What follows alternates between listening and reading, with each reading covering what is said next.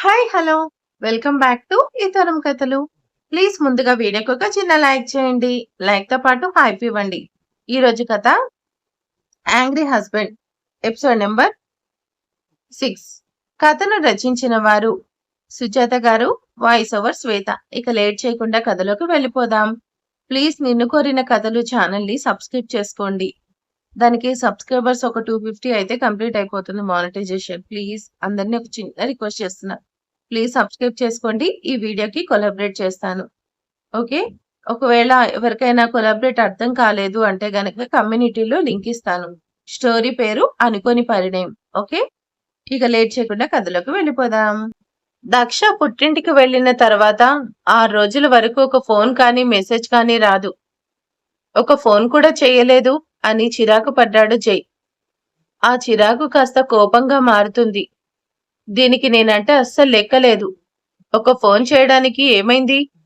పోనీ నేను ఫోన్ చేస్తే లిఫ్ట్ చేయొచ్చు కదా. నువ్వు ఫోన్ చేయవు, నా ఫోన్ లిఫ్ట్ చేయకుండా చంపుతున్నావు కదా రాక్షసి. ఇక నేను కూడా నీకు ఫోన్ చేయను. నీ అంతట నువ్వే చేసేదాకా నేను చెయ్యను చెయ్యను చెయ్యను చెయ్యను అని గట్టిగా అనుకొని బ్రేక్ఫాస్ట్ చేయడానికి కిందకొస్తాడు. తను కిందకొచ్చేసరికి పద్మ తాతగారికి వర్ధిని గారికి బ్రేక్ఫాస్ట్ రెడీ చేసి పెడుతుంది. తాతగారు ఫోన్ మాట్లాడుతూ ఉంటాడు. అమ్మా దక్ష, ఎలా ఉన్నావు? నువ్వు చెప్పినట్టుగానే రోజు ఇంట్లోనే బ్రేక్ఫాస్ట్ చేస్తున్నాను, బయటవి తినట్లేదు అంటారు తాతగారు. వెరీ గుడ్ తాతయ్య గారు అని మెచ్చుకుంది దక్ష. ఆ తర్వాత ఫోన్ తీసుకొని అక్కడ ఉన్న వాళ్ళందరూ ఒకరి తర్వాత ఒకరు క్యూ కట్టి మరీ దక్షతో మాట్లాడుతూ ఉంటారు. జైకి మాత్రం కాలిపోతుంది. దొంగ మొహందానా, ఇంట్లో అందరితో మాట్లాడుతున్నావా, నాతోనే మాట్లాడడం లేదా అని అనుకుంటూ సీరియస్ గా అందరి వైపు చూస్తుంటాడు. అయినా నువ్వెవరితో మాట్లాడితే నాకేంటి? ఇప్పుడు నువ్వు ఫోన్ చేసి మాట్లాడమని బ్రతిమలాడినా సరే నేను మాట్లాడను అని చాలా గట్టిగా అనుకుంటాడు. అబ్బో, చూద్దాం ఎంత స్ట్రాంగ్ గా ఉంటారో. అందరి ఫోన్ మాట్లాడడం అయిపోయింది. చివరిగా రమ్య మాట్లాడుతూ ఉంటుంది. అక్క, అందరితో మాట్లాడావు కదా, బావకి ఫోన్ ఇవ్వనా అంటుంది. ఓకే అక్క అని నవ్వుతూ పెట్టేసింది. బాగా నీతో మాట్లాడాలంటే బావా నీతో మాట్లాడాలంటే కనీసం గంట పడుతుంది కదా, అందుకని నీతో తీరిక తర్వాత మాట్లాడుతున్నట అని నవ్వుతూ చెప్పింది రమ్య. తీరిక అంట తీరిక, అంత రాచకార్యాలేం వెలబడుతుంది మేడం గారు. అయినా మీరేంటి బ్రేక్ఫాస్ట్ చేసే టైంలో గంటలు గంటలు ఫోన్లు మాట్లాడుతున్నారు?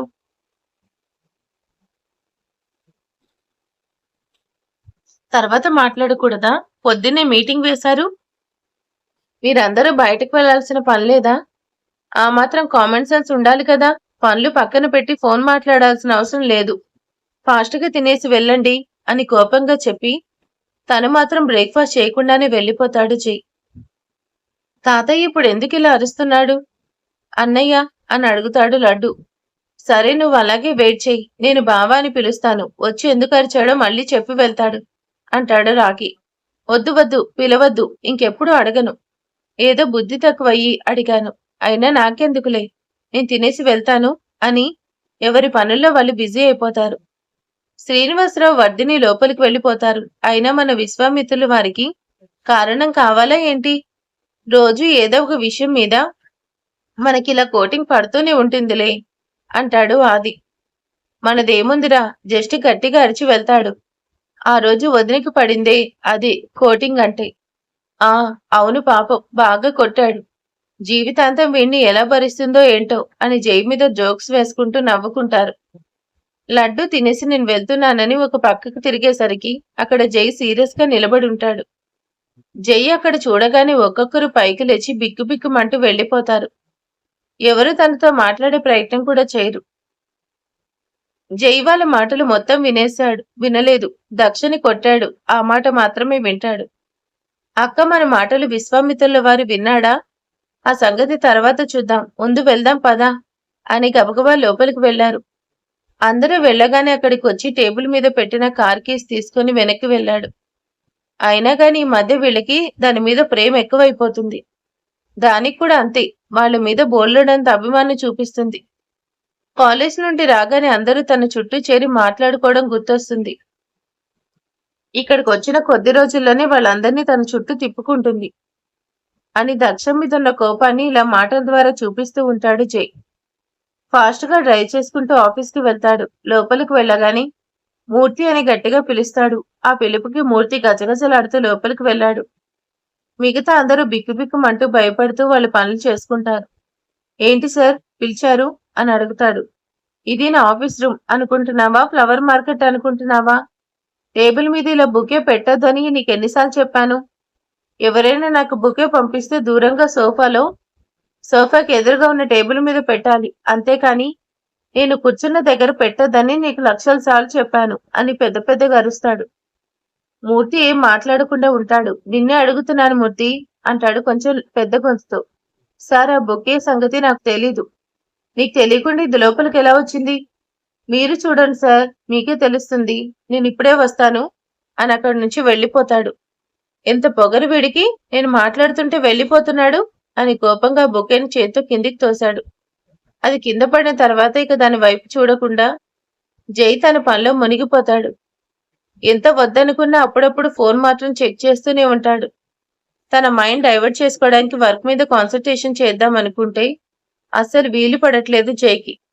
అనుకోకుండా కిందకి చూస్తాడు. కింద పడిన బొకేని చూసి పూలు చాలా అందంగా ఉన్నాయి అని వంగి ఆ బొకేని చేతిలోకి తీసుకుంటాడు. ఎంత బాగున్నాయి ఈ పూలు అనుకుంటూ ఉండగా ఆ పూల మధ్యలో ఒక లెటర్ కనిపిస్తుంది. ఈ లెటర్ ఏంటి అనుకుంటూ దాన్ని చేతిలోకి తీసుకొని పూలు పక్కన పెడతాడు. లెటర్ ఓపెన్ చేస్తాడు. ప్రియమైన శ్రీవారు అని చూడగానే అర్థమవుతుంది ఇది దక్ష రాసి పంపించిందని.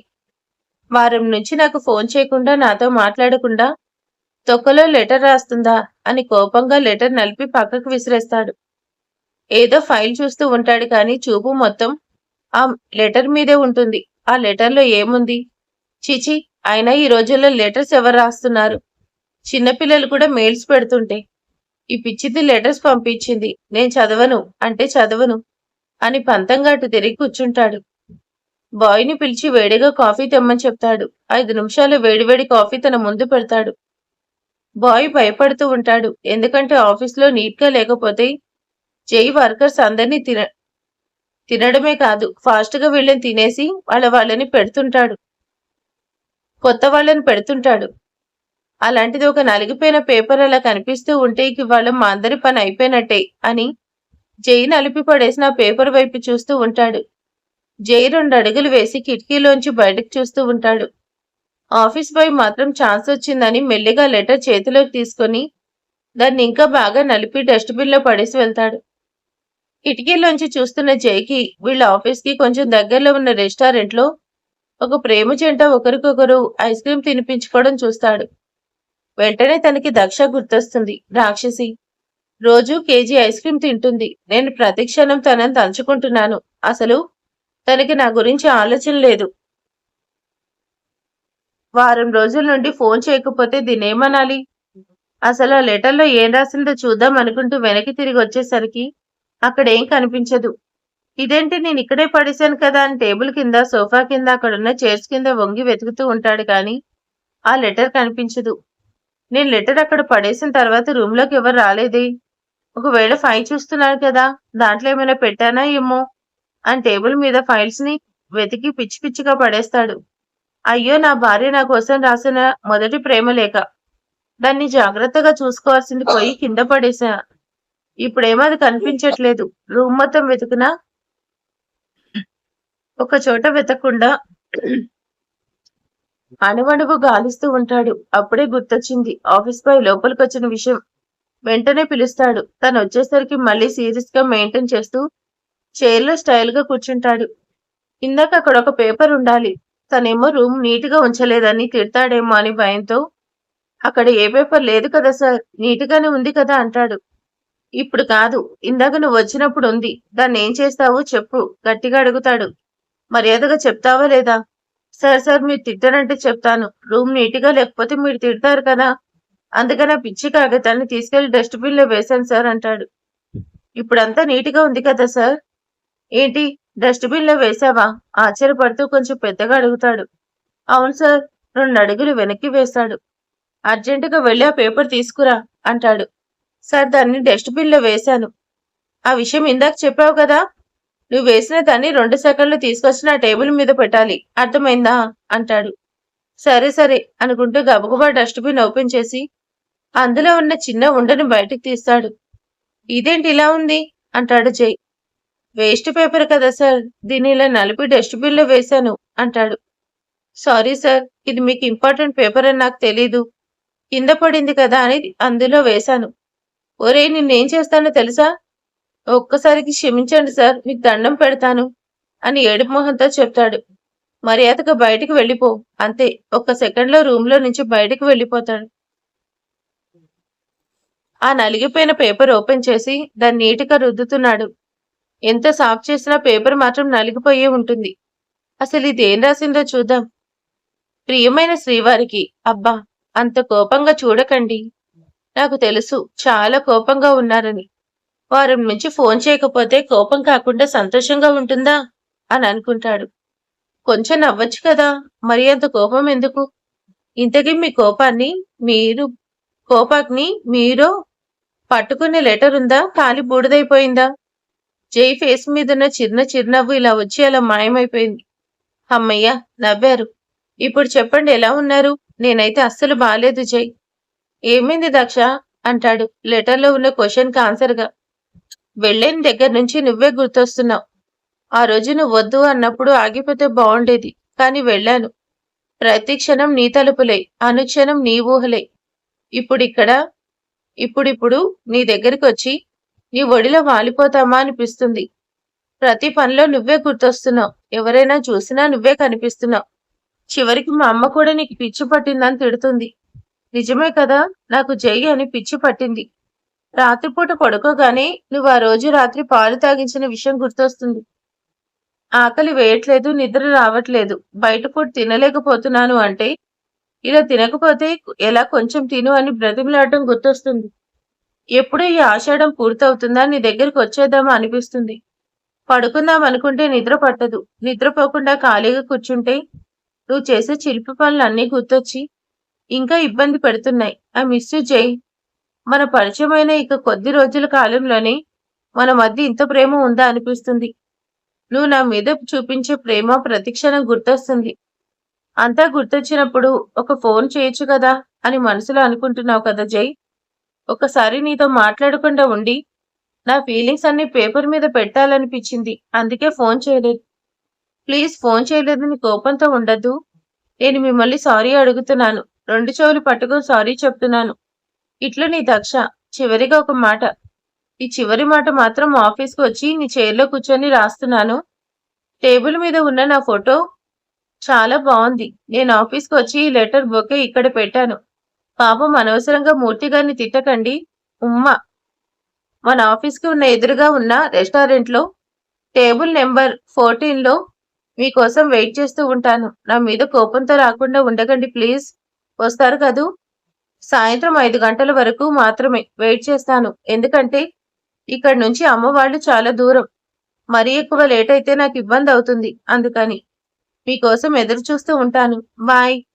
ప్రపంచంలో ఇలాంటి పిచ్చి పిచ్చి ఐడియాలు నీకు తప్ప ఎవరికీ రావు. ఫోన్ చేసి మాట్లాడితే అయిపోయేదానికి నువ్వు ఇబ్బంది పడే నన్ను కూడా ఇబ్బంది పెట్టావు. అప్పటిదాకా ఉన్న కోపం కాస్త మెల్లగా కరగడం మొదలవుతుంది. ఫాస్ట్గా వెళ్ళి కిటికీ ఓపెన్ చేస్తాడు. రెస్టారెంట్ కనిపిస్తుంది కానీ అందులో దక్ష కనిపించదు. అయినా నేనెందుకు వెళ్ళాలి? అంతా నీ ఇష్టమేనా? నువ్వే సాయంత్రం దాకా వెయిట్ చేసి ఇంటికి వెళ్ళిపో. నేను మాత్రం రాను. నా ఫోన్ కూడా స్విచ్ ఆఫ్ చేస్తున్నాను. ఈ వారం రోజుల్లో నేను పడిన బాధ ఇప్పుడు నువ్వు పడాలి అనుకుంటాడు. ఏదో ఫైల్ ఓపెన్ చేస్తాడు. మళ్ళీ కిటికీ దగ్గరికి చూస్తాడు. దక్ష కనిపించదు. కాలు కాలిన పిల్లిలాగా రూమ్లో అటు ఇటు తిరుగుతూనే ఉంటాడు. పాపం నా కోసం చాలాసేపు వెయిట్ చేయించడం దేనికి? ఇక్కడే ఉన్నాను కదా, వెళ్తే ఏమవుతుంది? నో. అయినా నేనెందుకు వెళ్ళాలి? వారం రోజుల నుంచి ఎంత బాధపడ్డాను అది తనకు కూడా తెలియాలి. కొంచెంసేపు వెళ్దాం అనుకుని కొంచెంసేపు వద్దనుకుని మొత్తానికి 1 గంట తర్వాత దక్షకి రింగిస్తాడు. ఫోన్ ఎత్తగానే హలో అంటాడు. హాయ్ శ్రీవారు అంటుంది చాలా సంతోషంగా. మీకోసం ఎదురు చూస్తున్నాను అంటుంది. దక్ష గొంతులో ఆనందాన్ని అర్థం చేసుకుంటాడు జై. హలో, నువ్వు చెప్పిన చోటికి నేను రాను.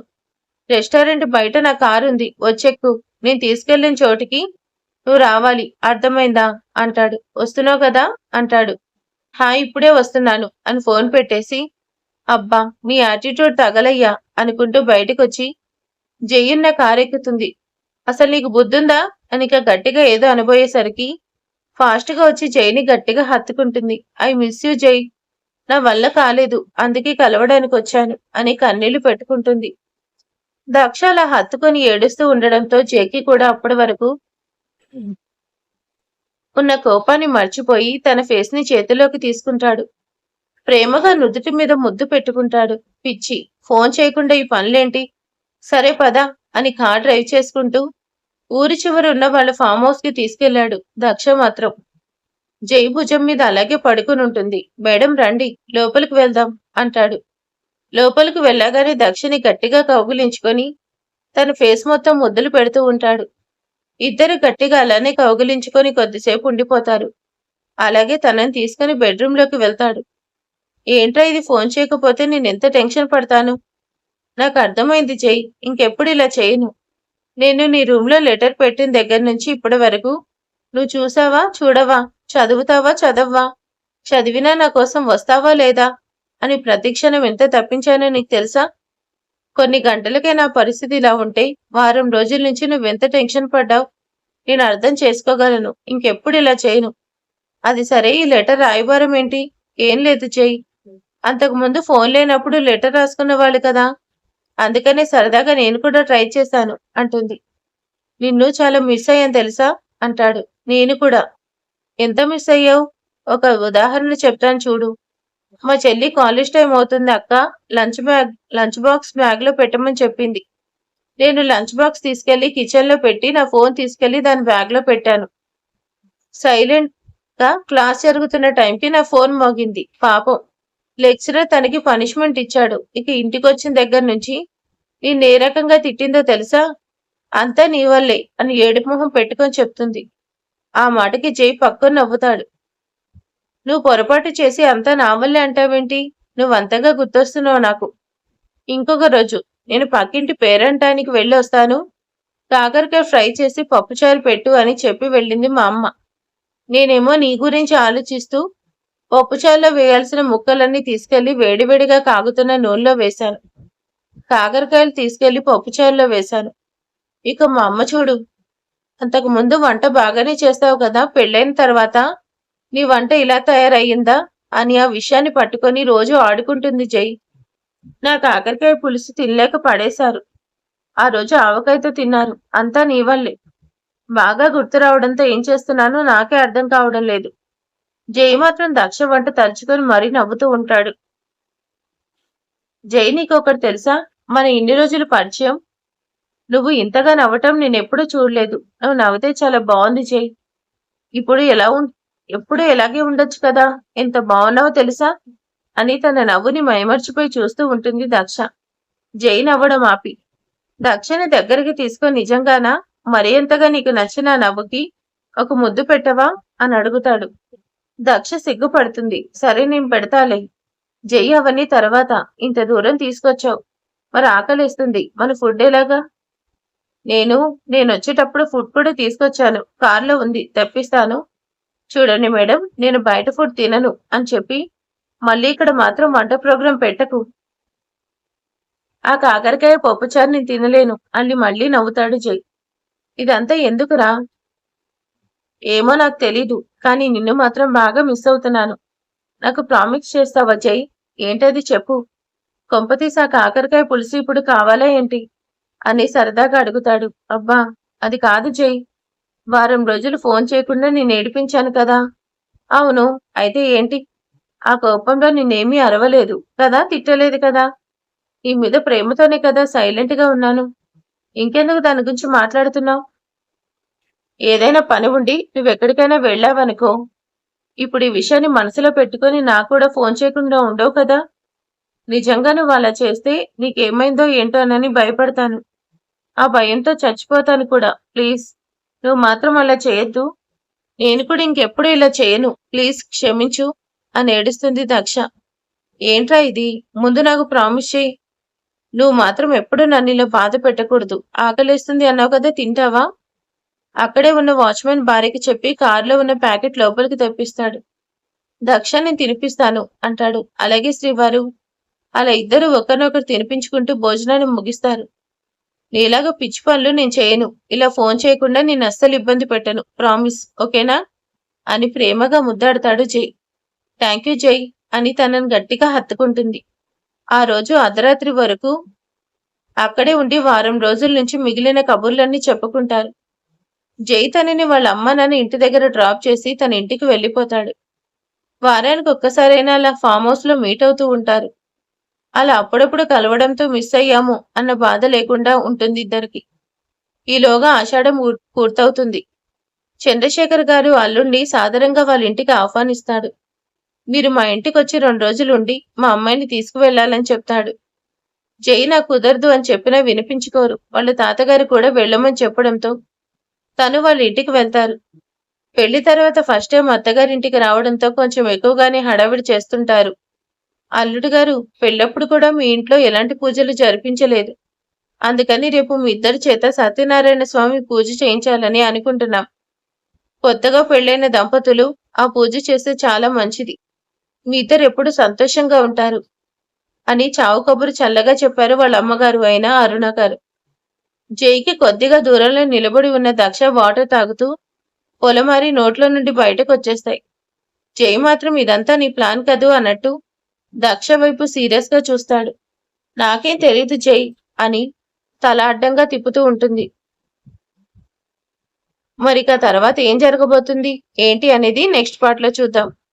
లైక్ చేయండి, కామెంట్ చేయండి. అలాగే నిన్ను కోరిన కథలు ఛానల్ని ప్లీజ్ సబ్స్క్రైబ్ చేసుకోండి. అలాగే సెర్చ్ చేసిన ఛానల్ కనిపిస్తుంది. Okay, thank you for watching.